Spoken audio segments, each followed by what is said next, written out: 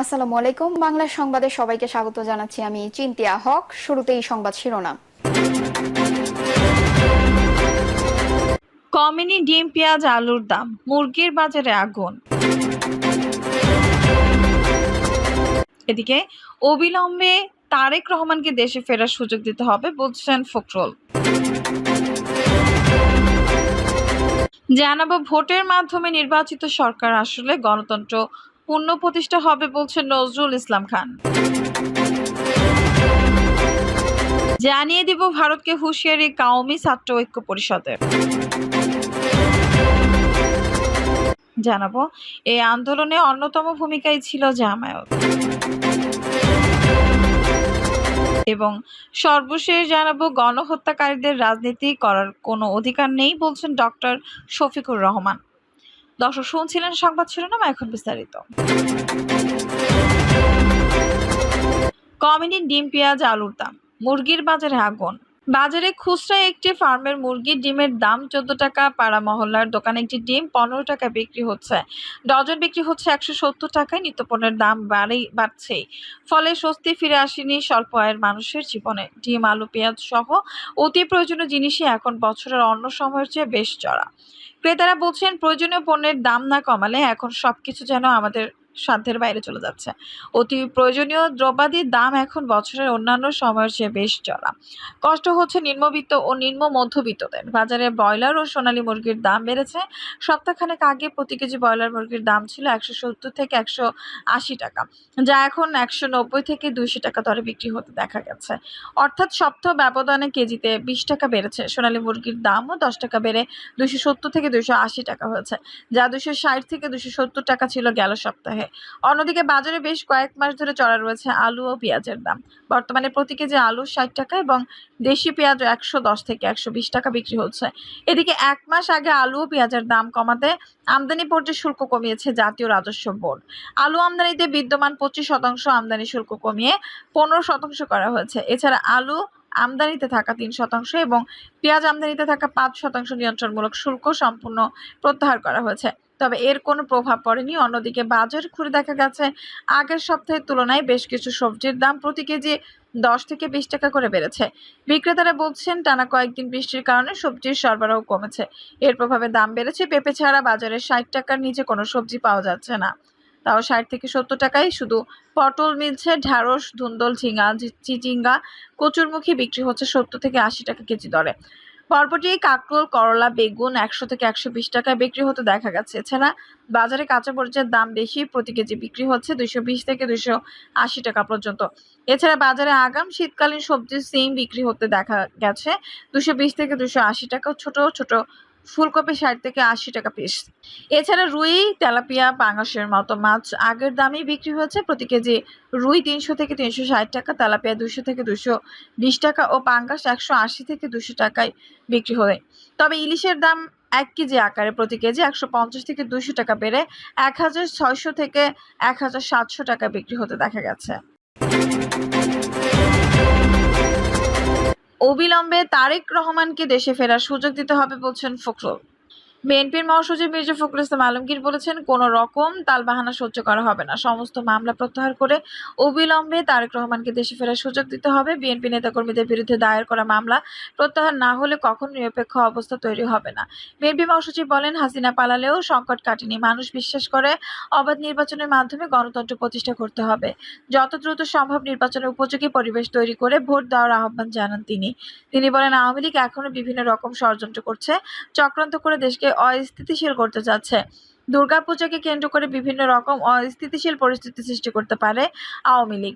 সকলকে সজাগ থাকতে হবে। হিন্দু ভাইয়েরা এই দেশের নাগরিক। নিশ্চয়তা দিচ্ছি, যে কোনো ঘটনা ঐক্যবদ্ধভাবে মোকাবেলা করা হবে। মির্জা ফখরুল বলেন, যৌক্তিক সময় মানে অনেক বেশি সময় না। যত দ্রুত নির্বাচন করা যাবে ততই দেশের মঙ্গল হবে। অতি দ্রুত সংস্কার করে নির্বাচনের মধ্য দিয়ে জনগণের কাছে ক্ষমতা হস্তান্তর করতে হবে। গণতন্ত্র প্রতিষ্ঠার প্রয়োজনে আবারও রাজপথে আন্দোলন করব। তিনি বলেন, ছাত্র জনতার অভ্যুত্থানে আওয়ামী লীগ সরকারকে পরাজিত করার পর দম ফেলার সুযোগ পেয়েছেন। এই সুযোগ একদিনে তৈরি হয়নি। তারা গণতান্ত্রিক সব প্রতিষ্ঠান ধ্বংস করেছে, ক্ষমতা ধরে রাখতে প্রশাসন, বিচার, অর্থনীতি সবকিছু কুক্ষিগত করেছে। শেখ হাসিনা সরকার ভেবেছিল সারা জীবন ক্ষমতা থাকবে, অত্যাচার নিপীড়ন করে ক্ষমতা ধরে রেখে সম্পদের পাহাড় গড়ার পরিকল্পনা ছিল। মির্জা ফখরুল ইসলাম আলমগীর বলেন, যারা একদিন খালেদা জিয়াকে মিথ্যা মামলায় কারাগারে পাঠিয়েছিল তারাই এখন দুর্নীতির দায়ে কারাগারে যাচ্ছে। ভোটের মাধ্যমে নির্বাচিত সরকার আসলে গণতন্ত্রের পূর্ণ প্রতিষ্ঠা হবে বলছেন নজরুল ইসলাম খান। বিএনপি স্থায়ী কমিটির সদস্য নজরুল ইসলাম খান বলেছেন, আমরা স্বৈরাচারের পতন ঘটিয়েছি, কিন্তু এখনো গণতন্ত্র পূর্ণ প্রতিষ্ঠা করতে পারিনি। ভোটের মাধ্যমে নির্বাচিত সরকার আসলে গণতন্ত্র পূর্ণ প্রতিষ্ঠা হবে। এ সময় তিনি আন্দোলনে নিহতদের শহীদী মর্যাদা দেওয়ার দাবি করে পরিবারের প্রতি সমবেদনা জানিয়ে আহতদের পাশে থাকার জন্য বিএনপি নেতাদের নির্দেশ দেন। বিশেষ অতিথির বক্তব্যে বিএনপির যুগ্ম মহাসচিব সৈয়দ এমরান সালেহ প্রিন্স বলেন, দীর্ঘদিনের আন্দোলনের ফসল শেখ হাসিনা পালিয়ে গেছে। গণতন্ত্রের নতুন সূর্যোদয় উদিত হয়েছে। নির্বাচনের মাধ্যমে গণতান্ত্রিক শাসন ব্যবস্থা প্রতিষ্ঠা করতে হবে।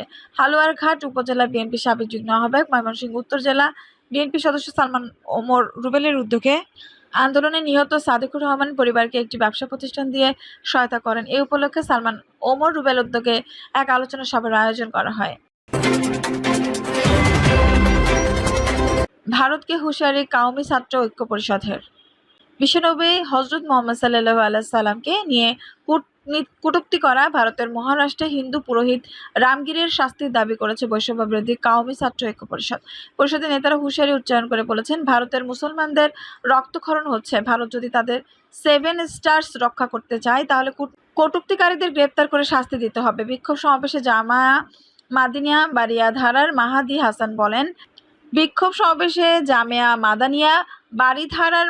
হাসান বলেন, ভারতকে হুঁশিয়ারি দিয়ে বলতে চাই, 7 সিস্টার্স যদি রক্ষা করতে চাও তাহলে অতি দ্রুত কটূক্তিকারীদের গ্রেপ্তার করতে হবে। এছাড়া আমরা দেখতে পাচ্ছি গত কয়েকদিন ধরে ভারতের মুসলমানদের রক্তক্ষরণ হচ্ছে। ভারতের মুসলমানরা রাস্তায় নেমে এসেছে, ঠিক তেমনি সারা বিশ্বের নবী প্রেমীরা বাংলাদেশের মতো রাস্তায় নেমে এসে জীবন দিতে প্রস্তুত। ভারতীয় হাই কমিশন ও ভারত সরকারকে বলতে চায়, অনতিবিলম্বে দায়ীদের বিরুদ্ধে গ্রেপ্তারি পরোয়ানা জারি করা হোক, অন্যথায় বিশ্ব মুসলিম সইবে না। বৈষম্য বিরোধী ছাত্র ঐক্য পরিষদের চট্টগ্রাম বিভাগীয় প্রতিনিধি মাওলানা জিয়াউদ্দিন ফারুকী বলেন, যখন ভারতের মুম্বাইয়ের মতো এলাকায় আমাদের প্রিয় নবী হযরত মুহাম্মদ সাল্লাল্লাহু আলাইহি সাল্লামকে কটূক্তি করা হয়, তখন আমাদের বাইতুল মোকাররমের সামনে দাঁড়িয়ে থাকার সুযোগ নেই। ভারতের কুখ্যাত কসাই মোদিকে বলতে চাই, যদি এই কটূক্তি করা পুরোহিতকে দৃষ্টান্তমূলক শাস্তি দেওয়া না হয় তাহলে ভারত খণ্ড বিখণ্ড হয়ে যাবে। ভারতের বিরুদ্ধে যুদ্ধ ঘোষণা করা হবে। 2013 সালে এই দেশের নবী প্রেমিক মুসলমানরা নবীর ইজ্জতের হেফাজতের জন্য, ইসলামের হেফাজতের জন্য যখন হেফাজত ইসলাম বাংলাদেশের নেতৃত্বে শাপলা চত্বর অবরোধ করেছিল, তখন ওলামায়ে একরাম দাবি করেছিলেন বাংলাদেশের সংসদে নাস্তিকদের সর্বোচ্চ বিধান ফাঁসির আইন কার্যকর করতে হবে।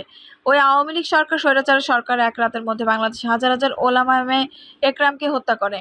আজও আমাদের হাজার হাজার ভাই পঙ্গু অবস্থায় রয়েছে, কিন্তু আমাদের দাবি আজ পর্যন্ত বাস্তবায়ন হয়নি। তিনি হেফাজত ইসলামের কেন্দ্রীয় নেতৃত্ববৃন্দের প্রতি আহ্বান জানিয়ে বলেন, শাপলা চত্বরে অবস্থায় নিয়ে নাস্তিকদের শাস্তির জন্য যে আন্দোলন সংগ্রাম আপনারা করেছেন, সে আন্দোলনে এই দেশের হাজার হাজার ওলামায়ে একরাম আমাদের ডাকে সাড়া দিয়েছে, আপনাদের হাতে হাত মিলিয়েছে, আপনাদের নির্দেশ রক্ত পর্যন্ত দিয়েছে, জীবন দিয়েছে। আমরা সমাবেশ থেকে বলছি, আপনারা নাস্তিকদের সর্বোচ্চ শাস্তির বিধান কার্যকরের জন্য আবারও যদি ডাক দেন, এদেশের ছাত্র জনতা আপনাদের পাশে থাকবে। বিক্ষোভ সমাবেশ শেষে বৈষম্যবিরোধী কাউমি ছাত্র ঐক্য পরিষদের প্রতিনিধিরা বাইতুল মোকাররম মসজিদ থেকে একটি মিছিল নিয়ে শান্তিনগর মোড়ে গিয়ে দিনের কর্মসূচি শেষ করেন। এই আন্দোলনে অন্যতম ভূমিকায় ছিল জামায়াত। বৈষম্যবিরোধী ছাত্র আন্দোলনকে কেন্দ্র করে গণঅভ্যুত্থানের মাধ্যমে গত 5 আগস্ট আওয়ামী লীগ সরকারের পতন হয়েছে। এই আন্দোলনে বাংলাদেশ জামায়াত ইসলামীর অন্যতম ভূমিকা ছিল বলে দাবি করেছেন দলটির কেন্দ্রীয় নির্বাহী পরিষদ সদস্য ঢাকা মহানগর উত্তরের আমির মোহাম্মদ সেলিম উদ্দিন বলেন, অপশাসন, দুঃশাসন, গুম, খুন, হত্যা, সন্ত্রাস, নৈরাজ্য সহ সব সীমা লঙ্ঘন করায় ছাত্র জনতার ঐক্যবদ্ধ সংগ্রামের মাধ্যমে এক ঐতিহাসিক বিজয় অর্জিত হয়েছে। আমাদের নতুন প্রজন্ম এক অভিনব আঙ্গিকে একটি সফল ও সার্থক আন্দোলন করেছে। তারা প্রচলিত হরতালের বিপরীতে বাংলা ব্লকেড, কমপ্লিট শাটডাউন এবং অসহযোগ আন্দোলন করে দেখিয়ে দিয়েছে এদেশের মানুষ সবসময় অপরাজেয় ও দুর্জেয়। আর তাদের সে ডাকেই সাড়া দিয়ে রাজপথে নেমে এসেছিল আবাল, বৃদ্ধ ও বনিতা। এই আন্দোলনে অন্যতম ভূমিকা পালন করেছিল জামায়াত ইসলামী। তিনি অর্জিত বিজয়কে অর্থবহ করতে দলমত নির্বিশেষে সবাইকে ঐক্যবদ্ধ থাকার আহ্বান জানান। সমাবেশে প্রধান অতিথি ছিলেন বাংলাদেশ জামায়াত ইসলামীর নায়েবে আমির ডক্টর সৈয়দ আব্দুল্লাহ মোহাম্মদ তাহের। গণহত্যাকারীদের রাজনীতি করার কোনো অধিকার নেই বলছেন ডক্টর শফিকুর রহমান। বাংলাদেশ জামায়াত ইসলামীর আমির ডক্টর শফিকুর রহমান আওয়ামী লীগকে ইঙ্গিত করে বলেছেন, গণহত্যাকারীদের রাজনীতি করার অধিকার নেই। রাজনীতি করতে হবে দেশের মানুষের আকাঙ্ক্ষাকে ধারণ করে, বাইরের কারো সাহায্য নিয়ে নয়। বর্তমান অন্তর্বর্তী সরকারের উদ্দেশ্যে তিনি বলেন, এই সরকারকে জনগণের আবেগ চেতনা প্রত্যাশা বিবেচনায় রেখে এগিয়ে যেতে হবে। রাজনৈতিক দলসহ সকল স্টেক হোল্ডারের সাথে আলোচনা সাপেক্ষে সংস্কার নির্বাচনের রোডম্যাপ তৈরি করে যৌক্তিক সময়ের মধ্যে গ্রহণযোগ্য নির্বাচন দিয়ে সম্মানের সাথে সরকারকে বিদায় নিতে হবে। সংস্কারের পাশাপাশি নির্বাচনের রোডম্যাপ দিতে হবে। একটি যৌক্তিক সময়ে সুষ্ঠু নির্বাচন দিতে হবে। রুকন সম্মেলনে জামায়াতের আমির ডক্টর শফিকুর রহমান বলেন, 2009 সালের 10 জানুয়ারি থেকে শুরু করা এই জাতির উপর ধারাবাহিক অত্যাচার, নির্যাতন, গুম, খুন, রাহাজানি, লুণ্ঠন, ধর্ষণ এবং সার্বিক জুলুমের বিরুদ্ধে জনগণের ধারাবাহিক প্রক্রিয়া শেষ পর্যন্ত আমাদের কলিজার টুকরা ছাত্রছাত্রীদের নেতৃত্বে কোটা সংস্কারের আন্দোলনের সংগ্রামের যে সূচনা হয়েছিল, আল্লাহ তাআলা যার মধ্য দিয়ে গোটা জাতিকে সম্পৃক্ত করে জুলুমতন্ত্রের অবসান করেছেন। এই জুলুম থেকে আমরা কেউ মুক্ত ছিলাম না। এই রাষ্ট্রের কোনো নাগরিকই তাদের লুটপাট এবং জুলুমের বাইরে ছিল না। পিলখানা বিডিআর বিদ্রোহের প্রসঙ্গ তুলে ধরে তিনি বলেন, 57 জন কমিটেড দেশপ্রেমিক চৌখস জিনা অফিসারকে অত্যন্ত নিষ্ঠুরভাবে খুন করা হয়েছে। এই জঘন্য কাজটি করা কালো আমাদের সেনাবাহিনীর উপরে কারা এত বড় আঘাত দিল? দ্বিতীয় বিশ্বযুদ্ধ থেকে শুরু করে কোনো না বিশ্ববিদ্যালয়ে একদিনে এতগুলো সেনা অফিসার কোথাও খুন হয়নি। এই কলঙ্কের ইতিহাস রচনা হলো আমাদের দেশের উপর। এত বড় সর্বনাশটা কে করলো? আজ পর্যন্ত জাতির কাছে তা উন্মোচন হলো না। আওয়ামী লীগের শাসনামলের চিত্র তুলে ধরে তিনি বলেন, বিডিআর হত্যার মধ্য দিয়ে ফ্যাসিবাদী শাসনের প্রথম ধাপ শুরু হয়। এরপর জামায়াতের উপর স্টিম রোলার চালানো হয়। পর্যায়ক্রমে জামায়াতের শীর্ষ নেতাদের ফাঁসি দিয়ে অথবা কারাগারে রেখে হত্যার মাধ্যম দিয়ে শেষ পর্যন্ত জামায়াতকে নিশ্চিহ্ন করার অপপ্রচেষ্টা চালানো হয়। যারা সারা জীবন ইসলামের দাওয়াত দিয়েছে তাদের বিরুদ্ধে ইসলাম অবমাননার কথিত অভিযোগ আনা হয়। কিন্তু ইতিমধ্যে জামায়াতের বিরুদ্ধে অভিযোগকারীরা গ্রেপ্তার হতে শুরু করেছে। বর্তমান সরকার ওইসব ষড়যন্ত্রকারীদের বিচারের আওতায় এনে একটি বিচারিক সূচনা করবে বলে তিনি আশা করেন। শিক্ষা সংস্কার কমিশনে আল্লাহকে স্বীকার করেন না এমন লোকদের অন্তর্ভুক্ত করা হয়েছে উল্লেখ করে তিনি বলেন, শিক্ষা সংস্কার কমিশনে কমপক্ষে একজন আলিয়া ও একজন কওমি নেসাবের আলেমকে অন্তর্ভুক্ত করতে হবে। বিডিআর বিদ্রোহের নামে 57 জন চৌখস সেনা সদস্য হত্যাসহ দেশের সকল হত্যাকাণ্ডের বিচার এবং এর মাস্টারমাইন্ডদের বিচারের আওতায় আনার দাবি জানিয়ে তিনি বলেন, তা না হলে আবারও জালিমদের আগমন হতে পারে, তৃতীয় শক্তির উদ্ভব হতে পারে। দর্শক, এই ছিল এখনকার সর্বশেষ সংবাদ। নিউজটি ভালো লাগলে অবশ্যই একটা লাইক দিন, কমেন্টে আপনার মূল্যবান মতামত জানান। সবসময় আমাদের পাশে থাকতে সাবস্ক্রাইব করে বেল বাটনটি অন করে রাখুন। ধন্যবাদ।